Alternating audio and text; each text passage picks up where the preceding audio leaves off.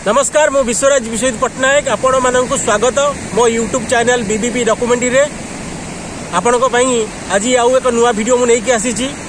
आज आम जीवा विश्व प्रसिद्ध कोणार्क मंदिर सन टेम्पल से जगह को मुझे नहीं जीवी। ये जो जगह बस मो वीडियो शूट कर मत जगह बहुत भल लगे। ये जगह ना हूँ चंद्रभागा। मो पछारे देखुए समुद्र आउ बढ़िया लगे मो वीडियो शूट करुँची। कोणार्क मंदिर विषय आपण मैंने समस्ते जानती किंतु से मंदिर भीतर बहुत रहस्य अच्छी।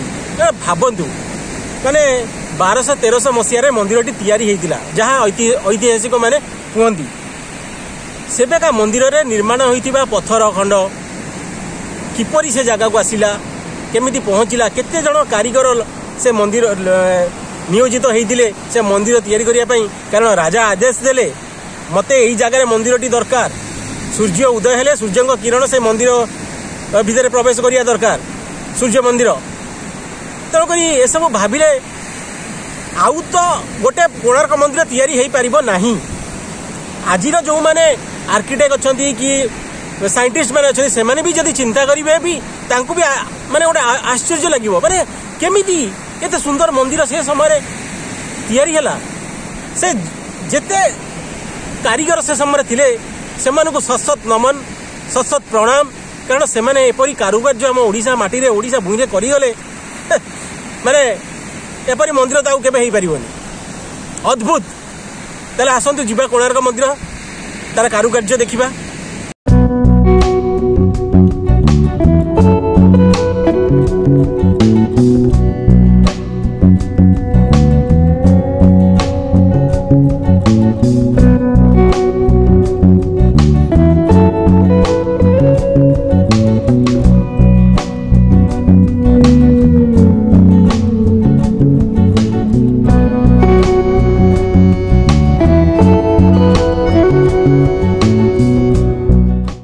ओडिशार पवित्र क्षेत्र मानक मध्य कोणार्क अर्क क्षेत्र भाव में परिचित।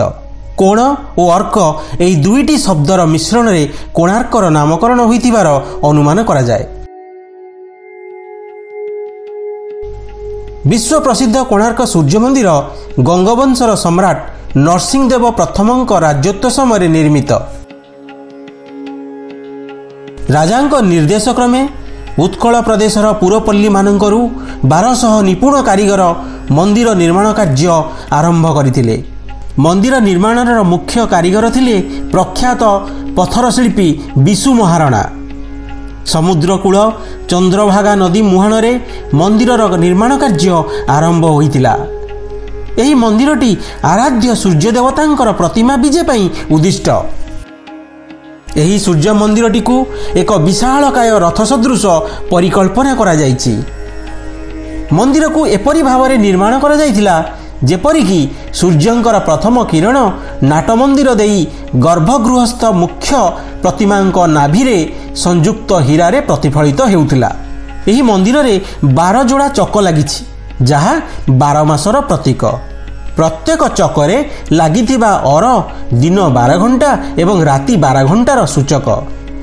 सूर्यंकर एही दिव्य रथ को 7टी घोड़ा टाणती जहा सप्ताह 7 दिन को सूचाई थाए। कोणार्क मंदिरर उच्चता प्राय 229 फुट एवं मंदिरर मुखशाला 128 फुट। कोणार्क सूर्य मंदिर को नहीं अनेक कहानी और किंवदंती प्रचलित अछि। मुख्य शिल्पी विशु महाराणा सुपुत्र धर्मपद शेष पर्याय सेठारे पहुंची मंदिर मुंडी मारी सूर्य मंदिर को पूर्णांग करथिले। कोणार्क मंदिरर चूड़ारे 52 मेट्रिक टन एक विशाल चुंबक खंजा जाइथिला।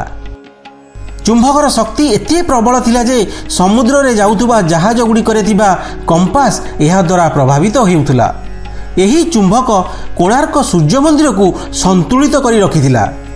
किंतु पोर्तुगीज माने एही चुंबक काढ़ी नेबा द्वारा मंदिर भारसाम्य हराई गर्भगृह ध्वंस प्राप्त हो जाइथिला। मंदिर ध्वंस हेबार कारण सपक्ष रे बहु किंवदंती प्रचलित। विश्व प्रसिद्ध कोणार्क सूर्य मंदिर आज विश्ववासी को स्तभीभूत करे।